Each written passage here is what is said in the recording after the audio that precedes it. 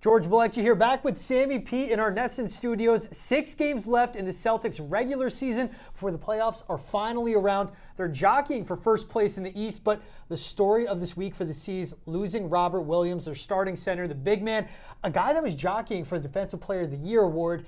Him going down, we'll get to their finals odds in a second, Sammy, but I want to start with that reward, that title, Defensive Player of the Year.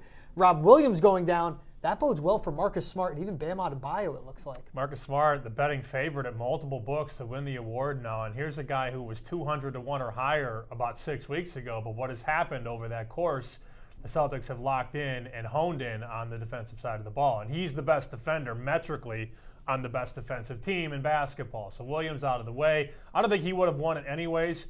The money usually tells the story here. The money moves the market, and the money is becoming on Marcus Smart. Rudy Gobert is plus 400. That's the best odds you'll find on him in some books, in some markets, and he's won it 3 of the last 4 years. Marcus Smart also a guard. He'd be the first one since 1996 when Gary Payton, the glove won it. Yeah. And Marcus Smart, I mean, give respect. It's a shooter's league. He defends on the perimeter and the big man. Now, the Celtics lose a Defensive Player of the Year candidate in Robert Williams. They do have their MVP still in Jason Tatum. Now, he goes down. JT does all the scoring. His defense will only get better. But do you see JT? I've seen him at 180 to 1 on some books. Do you play that at all with 6 games left, again, in the regular season? No, and I'm fighting on Twitter, which I do from time to time. Oh, you hate Jason Tatum. No, I want you to keep your money, because when the books put him at 180 to 1 or 250 to 1 in a couple books, they're baiting you. They're giving you the carrot or the cheese. They want you to come and bite it. He's not winning. I think Tatum's quote the other day is pretty telling. If I played this way all season, I would be the MVP, but he had a slow start. The team started slow, where Jokic and Embiid have been carrying the mail for almost 80 games now, and I think it's a full season award. It's important to pay attention to people who have done it for the full season and not for 50 games or 60 games. Those two guys have dominated all season, and I would make the case that if Jokic wasn't a Denver Nugget, they'd be a 25-win team.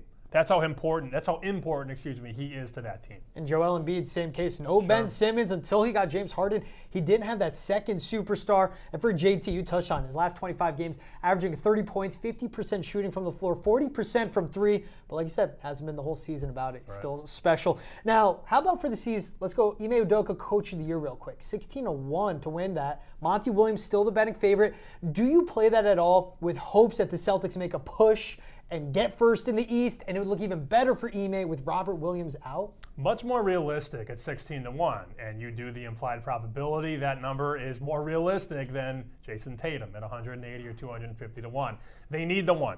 This is a standings-driven award more times than not. You look at Monty Williams and what they've done. They're the number 1 in the West. If they can lock in a 1 in a very gauntlet-heavy Eastern Conference, it's more realistic. I think if you bet 16 now, it's not a bad bet. You know, though, 16-1 still tells you you're likely not going to win. So as long as you understand that, sure, bet $10 to win 160. There are worse bets on the board for sure. And how about for the Celtics? Future props on them. Do you take division winner, Eastern Conference, even finals, especially after we know the news that Robert Williams will get a surgery out indefinitely, but do you take the Celtics on any of those? Do we know how long indefinitely is? No, we do not. It depends on the surgery and the tear. That's the problem. I'd push it out. I don't think division is going to happen anymore because he is the anchor of the paint in that defense, so I don't think that's going to happen. I'd push it out to the Eastern Conference. He's not their best player. He's not even their second or third best player, I don't think. So they can win without him, but they need him back to win the East or to win the title. I still think the best bet, if you're looking for a future, is Boston to win the East at 5-1. It's more realistic they get there than it is to get to the final. And as you know, if you have 5-1 on Boston in your back pocket and they make the Eastern Conference final, you can hedge and bet the other team and lock in a profit. I would go East at 5-1. That's probably the move.